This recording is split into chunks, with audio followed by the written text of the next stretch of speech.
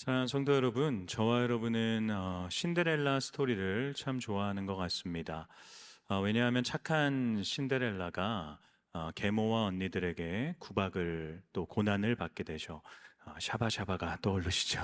네네네. 그런 고난과 구박을 받게 되는데 결국 그 모든 시간들을 견디어내고 왕자를 만나서 한순간에 왕비가 되어지는 인생 역전을 이루기 때문이죠. 저와 여러분 모두도 이런 인생 역전을 꿈꿉니다. 그래서 로또가 그토록 불티나게 팔리기도 하고요. 또한 한국 드라마의 18번이 이 신데렐라 스토리가 되어지는 이유인 것 같습니다. 그런데 사실 이 신데렐라 스토리의 원형이라고 여겨질 수 있을 정도로 본문에 등장하는 요셉의 이야기야말로 가장 극적인 인생 역전 스토리다라고 할 수 있을 것 같아요. 형제들에게 팔려서 애굽의 노예가 되었다가 이제는 억울한 누명을 쓰고 감옥에 갇혀 있던 죄수, 하루하루 죽을 날만 기다리던 요셉이 한순간에 애굽이라고 하는 당대 최강대국의 국무총리가 된 것이기 때문이죠. 어쩌면 요셉의 이런 인생 역전 때문에 저와 여러분이 요셉이라고 하는 인물을 성경에서 참 좋아하는 것이 아닐까라는 생각을 해보게 됩니다.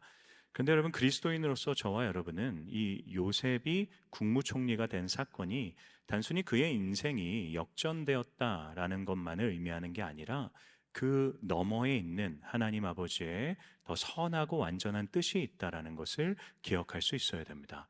먼저 오늘 우리가 다 읽지 못한 이 긴 본문의 말씀을 제가 좀 짧게 설명드리려고 해요. 저희가 지난주에 살펴본 것처럼 술 맡은 관원장이 꿈을 꿨을 때 감옥 안에서 그를 만난 요셉이 그의 꿈을 해석해 주게 되죠. 그리고 그 꿈의 해석대로 술 맡은 관원장은 3일 만에 복직하지만 요셉을 기억하지 못하고 잊어버립니다.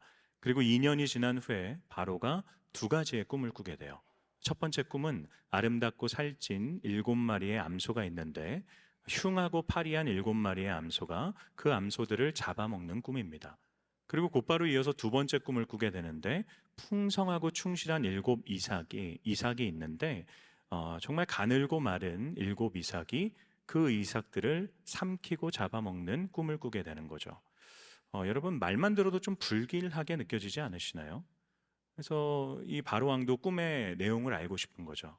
그래서 자기 왕궁에 있는 여러 점술가들을 불러서 꿈을 이야기해 주는데 누구도 해석을 하지 못합니다. 그래서 그의 마음에 근심이 생기게 돼요. 근데 이 바로 왕의 모습을 본 술 맡은 관원장이 자기가 감옥 안에 갇혀 있었을 때를 떠올리게 됩니다. 왜냐하면 너무나도 똑같은 상황이었기 때문이죠. 그리고 요셉을 기억하게 돼요. 그리고 요셉을 왕궁으로 부르게 되죠. 바로왕의 꿈의 이야기를 다 들은 요셉이 그 바로왕의 꿈을 해석해 주기 시작합니다. 그 아름답고 살찐 7마리의 암소와 그리고 충만하고 풍성한 7개의 이삭은 7년의 풍년을 의미하는 것이고요.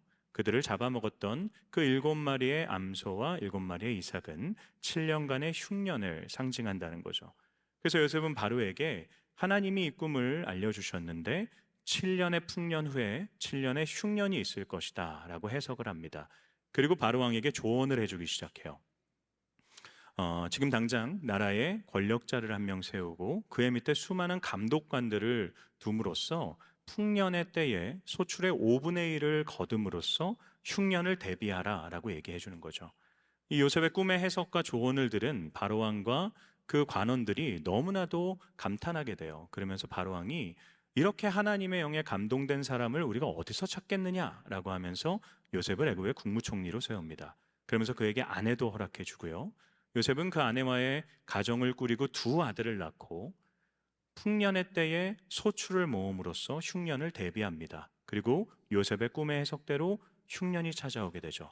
그때 먹을 것을 찾지 못한 수많은 사람들이 요셉에게 와서 그 곡식을 사게 되는 것이죠. 되게 긴 이야기였는데 어쨌든 좀 짧게 설명드린 것 같아요. 자, 저희가 살펴본 것처럼 요셉은 꿈을 통해서 또 꿈의 해석을 통해서 그 감옥 안에 갇혀 있던 죄수에서 애굽의 국무총리가 되어줍니다. 근데 저희가 한번 생각해 봐야 돼요. 이 꿈을. 하나님께서 이 꿈을 허락하신 이유가 무엇 때문일까요? 이 꿈을 요셉을 국무총리로 세우기 위해서 허락하신 걸까요? 그렇지 않습니다. 25절 말씀을 제가 한번 읽어 드릴게요. 띄워 주시겠어요? 요셉이 바로에게 아뢰되 바로의 꿈은 하나라. 하나님이 그가 하실 일을 누구에게 보인다는 것입니까? 바로에게 보이심이니라. 여러분, 하나님께서 꿈을 주신 이유는 바로를 위한 것이었습니다. 그리고 하나님이 요셉을 바로 앞에 보내신 이유는 그 꿈을 해석함으로써 바로가 깨닫기를 원하셨기 때문이다라는 거죠. 하나님은 바로를 위해서 꿈을 주시는 겁니다. 근데 하나님이 왜 바로에게 그러면 꿈을 주시고 굳이 요셉을 보내셔서 그로 하여금 그 꿈을 해석하게 하십니까? 그 이유가 본문 30절과 36절 말씀에 등장합니다. 우리 30절부터 한번 읽어보겠습니다. 시작. 후에 일곱 해 흉년이 들므로 애굽 땅에 있던 풍년을 다 잊어버리게 되고 이 땅이 그 기근으로 망하리니 36절입니다. 이와 같이 그 곡물을 이 땅에 저장하여 애굽 땅에 임할 일곱 해 흉년에 대비하시면 땅이 이 흉년으로 말미암아 망하지 아니하리이다. 여러분, 요셉이 지금 무슨 얘기를 하는 것입니까? 꿈을 해석해 주고 난 후에 당신이 이 꿈의 해석대로 흉년을 대비하지 않으면 애굽은 망할 것이고 만약에 대비한다면 애굽은 망하지 않을 것입니다. 여러분, 하나님께서 바로에게 꿈을 주시고 요셉을 통해 그 꿈을 해석하게 하신 이유는 하나님은 애굽이 망하기를 원하지 않으셨기 때문이에요. 여러분, 악한 나라입니다. 하나님을 아는 사람이 아무도 없어요. 우상 숭배가 가득합니다. 그들이 행하는 모든 일은 악한 일들이에요. 그런데 하나님은 그 악한 애굽이 망하기를 원하지 않으신다는 거죠. 왜 그렇습니까? 이 애굽을 통해서 흉년의 때에 수많은 사람들의 생명이 보존되어야 하기 때문입니다. 야곱의 가족들과 애굽에 있는 수많은 사람들과 그 지역에 사는 많은 백성들이 이 애굽을 통해서 생명을 누려야 했기 때문이죠. 더 나아가서 야곱의 가정을 통해 구원자이신 예수 그리스도께서 태어나시고 그 예수 그리스도를 통해 온 세상의 구원의 길로 나아가야 했기 때문에 하나님은 애굽이 흉년 가운데 망하기를 원하지 않으셨다는 거죠. 그래서 요셉을 보내신 것입니다. 사랑하는 성도 여러분, 요셉이 애굽의 국무총리가 된 것은 요셉 개인의 인생을 위한 것이 아니었다라는 거예요. 하나님께서 바로 왕과 더 나아가 애굽과 더 나아가 그 애굽을 통해 수많은 사람들을 살리시기 위해 요셉을 그곳으로 보내셨다라는 거죠. 그래서 요셉의 인생은 고난과 어려움을 견뎌내고 이겨냈더니 한순간에 인생을 역전하고 떵떵거리며 잘 살았다라고 하는 개인의 인생 역전 스토리가 아니라 하나님이 사람을 살리시기 위해 그의 인생을 사용하셨다라고 하는 하나님의 역사의 이야기인 것입니다. 사랑하는 성도 여러분, 지금도 마찬가지입니다. 하나님은 대한민국이 망하길 원하지 않으십니다. 여러분, 지난주에 대선이 있었잖아요. 저 목사가 갑자기 정치 얘기를 하네. 정치 얘기를 하려고 하는 게 아니라 하나님 이야기를 좀 하려고요. 21대 대통령이 세워졌습니다. 여러분이 지지하던 분일 수도 있고 여러분이 지지하지 않던 분일 수도 있어요. 그래서 어떤 분들은 기대를 하고 기뻐하기도 하고요. 어떤 분들은 막 두려워하고 원망하고 분노하기도 합니다. 그런데 여러분, 어떤 한 사람 때문에 우리나라의 운명이 결정되지 않습니다. 왜 그렇습니까? 하나님이 이 나라를 붙잡고 계세요. 하나님이 우리나라와 더 나아가 이 온 세상을 창조하시고 주관하시고 이끌어 가시는 역사의 주관자가 되어 주십니다. 우리나라 애국과 같은 나라 아닙니까? 악하잖아요. 온갖 우상들이 범람합니다. 사람들 하나님의 뜻을 따르기보다는 하나님을 배반하고 외면하고 무시하는 인생들이 훨씬 많아요. 대구의 복음화율이 이젠 7% 미만으로 떨어졌다고 합니다. 4.8%라고 해요. 대구 시민 중에 4.8%만 예수님을 믿는 성도들이라는 거죠. 여러분, 이 사회의 이 문화는 이 애굽과 같은 악한 나라이지만 하나님께서는 이 나라가 망하기를 원하지 않으신다라는 거예요. 왜 그렇습니까? 하나님이 이 나라를 통해서 이 나라를 생존케 하심을 통해 생명을 살리시는 그분의 일을 이루어 가시길 원하시기 때문입니다. 우리나라의 교회와 우리나라의 성도들을 통해 하나님이 원하시는 뜻이 이루어질 때까지 하나님은 이 나라의 민족을 붙잡아 가시는 거예요. 물론 위기입니다. 부인할 수 없어요. 근데 여러분, 위기의 때마다 성경을 보면 하나님은 요셉과 같은 사람들을 늘 이 땅에 허락해 주셨어요. 이스라엘이 지도자였던 사울 왕의 타락으로 인해서 어려운 길로 나아갈 때 하나님께서는 2대 왕이었던 하나님의 마음에 합한 다윗을 준비시키시고 그를 통해 민족의 위기를 헤쳐나가게 하십니다. 남유다가 바벨론에게 멸망해서 그들의 포로로 끌려갔을 때 하나님이 그들의 인생을 망하게 내버려 두십니까? 그렇지 않습니다. 다니엘이라고 하는 사람을 그 바벨론의 총리로 세우셔서 이스라엘을 지켜나가세요. 바벨론에 의해 페르시아가 담당할 때 아수에로 왕이 모든 이스라엘 백성들을 멸망시키려고 할 때 하나님이 그걸 그대로 내버려 두십니까? 어쩌면 이때를 위함이 아니냐라고 하는 그 말을 하면서 내가 죽으면 죽으리라 라고 얘기한 에스더를 대비하셔서 하나님 이스라엘 민족을 구원해 나가세요. 우리나라의 역사도 마찬가지 아닙니까? 우리나라의 위기가 지금뿐이었습니까?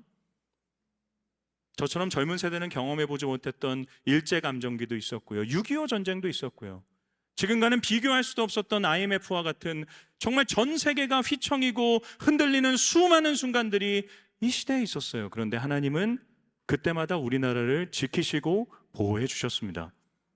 왜 그렇습니까? 누구 한 명이 잘 살고 잘 살기, 잘 먹고 잘 살기 위해서가 아니라 이 나라와 이 민족을 통해 하나님의 뜻을 이루실 것이기 때문입니다. 그래서 여러분, 우리가 해야 되는 게 뭐예요? 우린 기도해야 돼요. 하나님, 정말 위기 가운데 있는, 어쩌면 이 흉년과 같은 시대를 지나가는 이 대한민국에 하나님의 뜻이 무엇인지를 깨닫게 해주고 하나님의 뜻대로 이 나라를 이끌어갈 수많은 요셉과 같은 사람들을 우리나라의 적재적소에 허락해 주옵소서. 특히 여러분의 자녀들을 위해서 그렇게 기도하십시오. 하나님, 내 자녀가 요셉과 같은 인생이 되기를 원합니다. 단순히 내 자녀가 국무총리와 같은 세상에서 떵떵거리고 세상 사람들이 존경할 만한 위치에 올라가는 성공하는 인생이 아니라 하나님, 내 자녀가 요셉처럼 하나님의 뜻을 사람들에게 깨닫게 해주고 하나님의 뜻대로 사람을 살리는 인생이 되게 해 주옵소서. 여러분, 교회와 교회의 지도자들을 위해 기도해 주셔야 돼요. 그들을 비난하고 그들을 욕하는 것에서 그치는 게 아니라 하나님, 한국교회에 세우신 지도자들이 요셉처럼 하나님의 뜻을 이 악한 애국과 같은 세상에 드러내고 보여주는 도구로 쓰임받게 하여 주옵소서. 무엇보다 기도만 하는 게 아니라 여러분, 저와 여러분이 하나님이 보내신 요셉이다라는 것을 우리 기억하며 살아야 돼요. 하나님은 내가 속해 있는 나의 가정과 나의 사회와 나의 직장과 이 교회가 망하기를 원하지 않으십니다. 어쩌면 애국과 같은 삶의 현실일 수 있어요. 보이는 희망도 없고 어쩌면 여러분이 가정에서 외롭고 고독하게 요셉처럼 홀로 신앙생활 하실 수도 있습니다. 그러나 하나님이 여러분을 그 공동체로 보내신 이유는 여러분을 통해 그 공동체를 살리시기 위함인 것을 기억할 수 있어야 됩니다. 하나님은 망하기를 원하시는 분이 아니세요. 하나님은 살리시는 하나님이십니다. 하나님의 마음을 여러분 마음에 새기십시오.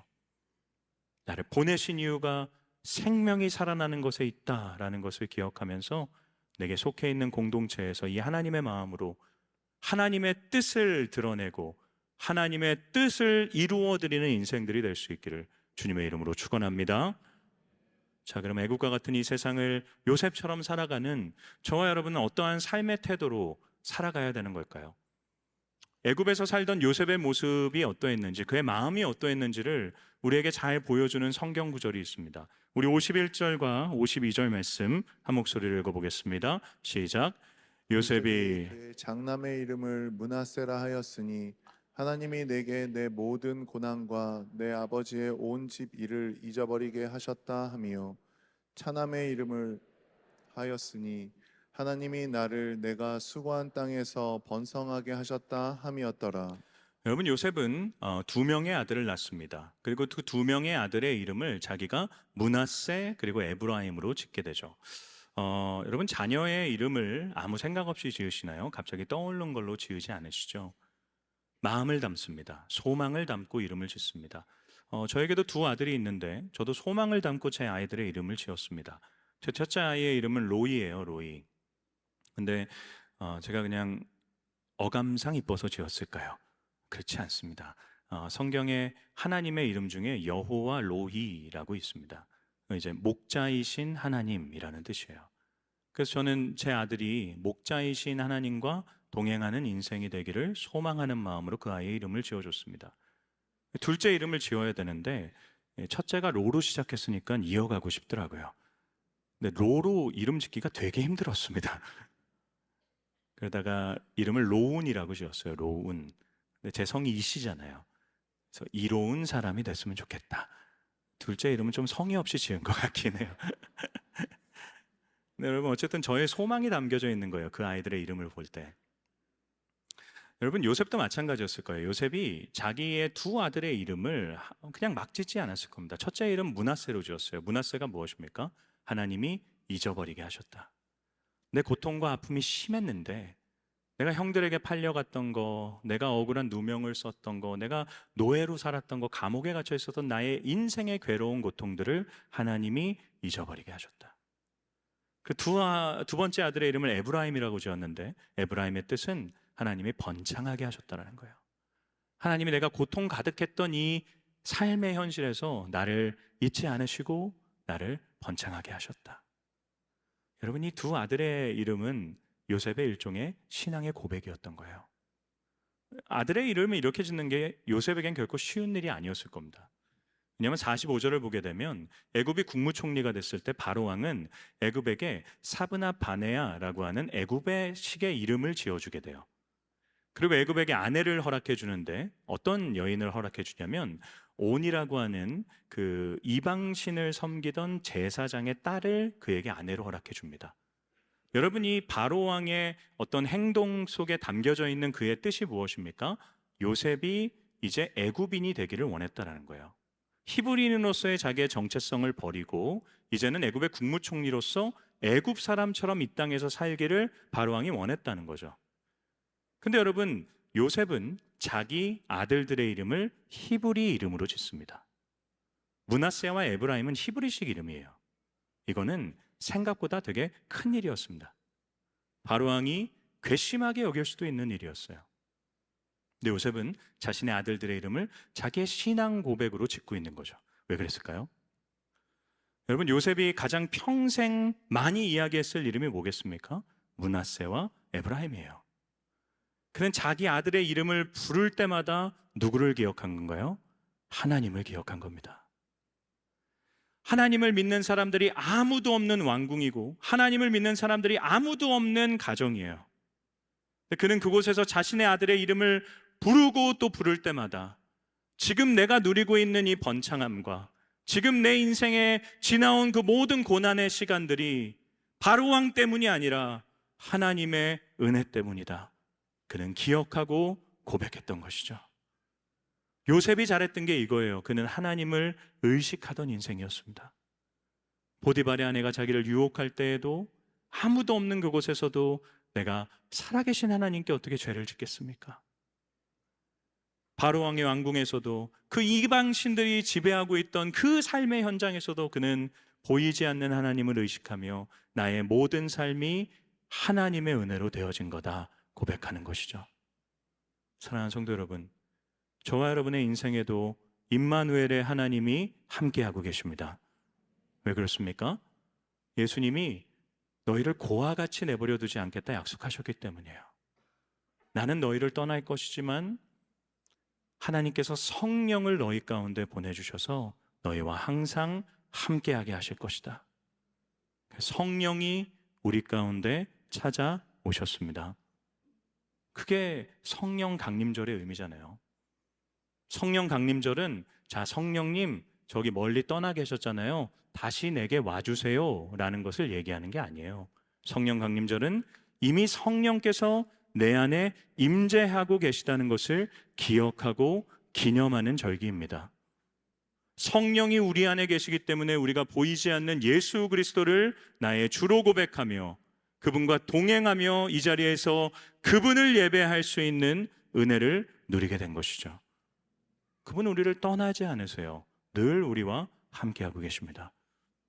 여러분, 이걸 믿는다면 우리는 이 자리에서뿐만이 아니라 우리 일상의 애국과 같은 삶의 현실에서도 성령이 나와 함께하고 계신다는 것을 기억하며 므낫세와 에브라임의 고백을 드러내는 인생들이 되어야 된다는 거죠.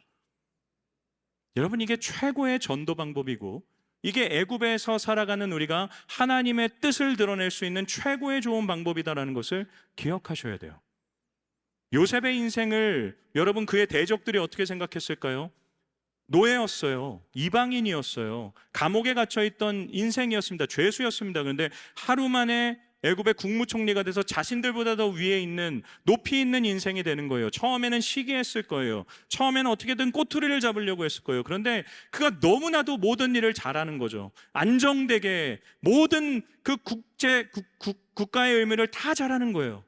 사람들이 궁금해하지 않았겠습니까? 근데 그들의 그 의문과 질문에 요셉이 무엇으로 대답한 겁니까? 므낫세와 에브라임.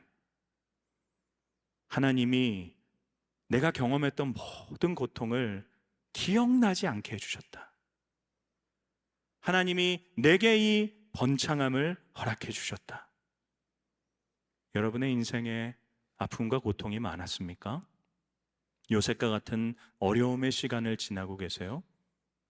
사람들이 여러분의 인생을 보며 궁금해할 거예요. 저 사람은 어떻게 저 어려운 시간을 견딜 수 있었지? 그때 여러분이 하셔야 되는 말은 므낫세입니다. 하나님이 이 모든 시간들을 기억조차 나지 않게 해주셨다. 여러분의 인생이 잘 되어지고 있습니까? 여러분의 인생이 사람들이 선망하는 대상입니까? 여러분의 직업이 좋습니까? 여러분 돈이 많으십니까? 사람들이 여러분을 보면서 여러분의 성공과 여러분의 그 번창함을 궁금해할 때 우리의 입에서 나와야 되는 말은 에브라임입니다. 하나님께서 나를 번창하게 하셨다. 여러분, 이게 그리스도인의 삶인 것이죠. 세상은 우리에게 끊임없이 너가 한 일이 무엇이냐를 물을 거예요. 너는 이런 것을 이루기 위해 어떤 일을 했으며 어떤 노력을 하였느냐, 그것을 드러내라 우리에게 얘기할 것입니다. 그런데 우리는 무엇을 드러내는 인생들입니까? 내가 한 일을 드러내는 인생이 아니라 하나님이 나를 통해 행하신 일을 드러내는 인생입니다. 내가 한 일을 드러낼 때 우리는 교만해집니다. 하나님이 나를 통해 행하신 일을 드러낼 때 우리는 겸손해지는 것입니다. 사랑하는 성도 여러분, 또 애국과 같은 한 주로 하나님이 보내십니다. 여러분의 가정, 직장, 여러분이 살고 있는 모든 속해 있는 공동체, 하나님이 나를 요셉으로 그 자리에 보내신 이유와 목적이 있다라는 거 기억하면서 우리의 입에서 므낫세와 에브라임, 하나님의 은혜와 하나님의 사랑과 하나님의 인도하심을 드러내는 축복의 인생들 될 수 있기를 주님의 이름으로 축원합니다.